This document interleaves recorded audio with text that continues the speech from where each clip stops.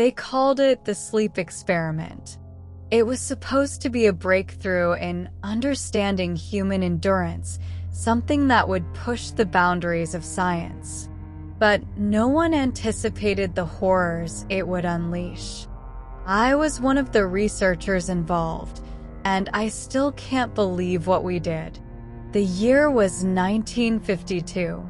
The Cold War was raging, and governments around the world were desperate to find new ways to gain the upper hand. Our team was recruited by the military to conduct an experiment on sleep deprivation. They wanted to see how long humans could go without sleep before their minds and bodies broke down. The results, they hoped, would lead to new interrogation techniques or ways to keep soldiers awake and alert for extended periods. We were given a group of 5 political prisoners who had been condemned to death.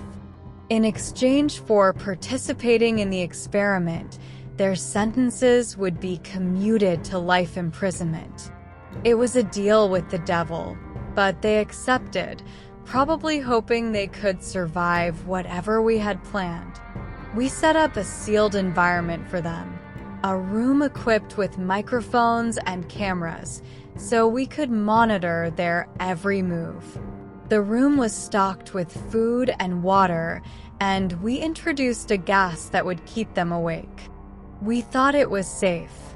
How wrong we were. The first few days were uneventful. The prisoners were calm, engaging in conversations, playing cards, and eating regularly. They showed signs of fatigue, but the gas kept them from sleeping. By the 5th day, the mood began to change.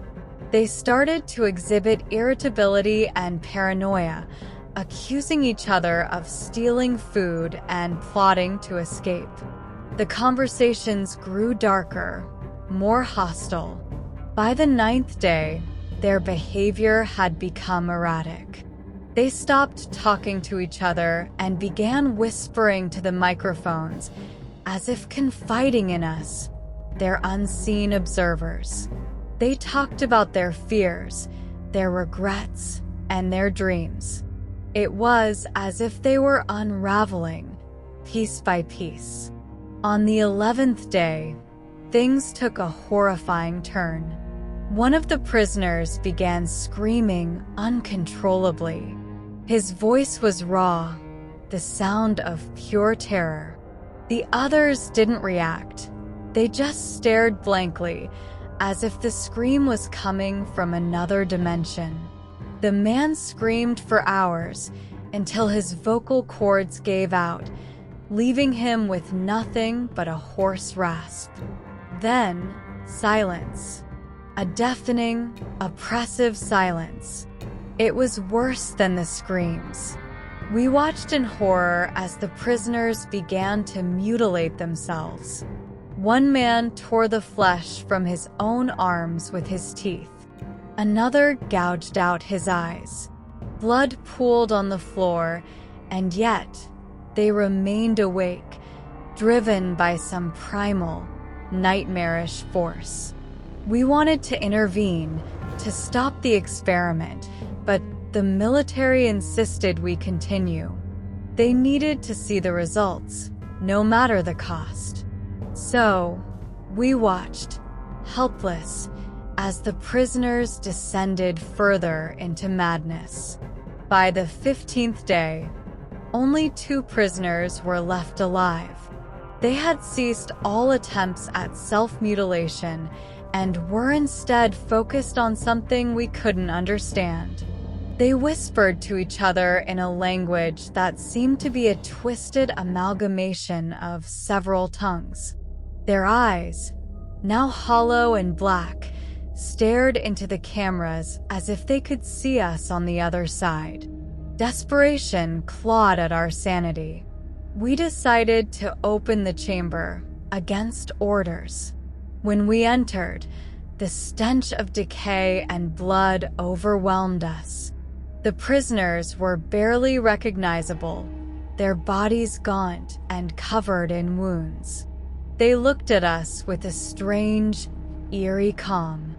"We no longer need to be freed," one of them whispered. "We have found peace in the void." Before we could react, one of the soldiers shot both prisoners. It was a mercy kill, I suppose. But the damage was already done. The images of their hollow faces haunt me to this day. We thought it was over. We were wrong. The gas we used had seeped into the walls of the chamber. The facility was shut down, but it was too late. Strange things began happening. People reported hearing whispers in their sleep, seeing shadows move in the corners of their eyes. Some claimed the ghosts of the prisoners haunted the halls. I left the project, unable to cope with the guilt and horror of what we had done. I tried to forget, but the memories festered in my mind like an infection that wouldn't heal. I started having nightmares, vivid and terrifying. I would wake up, drenched in sweat, the whispers from the experiment echoing in my ears. Then the hallucinations began. I saw the prisoners, their mutilated bodies moving through my house, their hollow eyes watching me. They whispered to me, telling me I could never escape. They were always there, lurking in the shadows, waiting. I became a recluse, fearing sleep, fearing the dark. I tried to stay awake, using the same techniques we had used on the prisoners. But it only made things worse. The line between reality and nightmare blurred, and I couldn't tell if I was awake or dreaming. One night, I heard a familiar voice.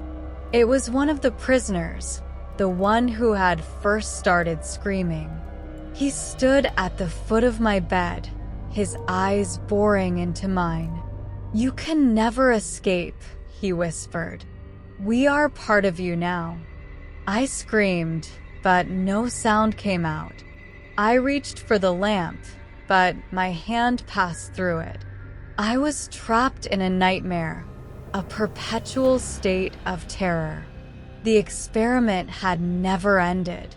It had just moved into my mind. I don't know how long I've been like this. Days, months, years? Time has no meaning anymore. The whispers never stop.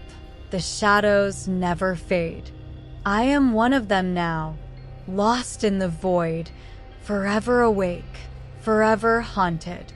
If you're reading this, please, for the love of God, don't repeat our mistake. There are things in the dark that should never be disturbed. Some experiments are not worth the cost. I am a living testament to the horrors that await. Sleep is a precious gift, and to tamper with it is to invite madness. So, if you ever hear whispers in the night, if you see shadows moving where they shouldn't be, remember my story. Remember the sleep experiment, and pray you never find yourself awake in the nightmare we unleashed.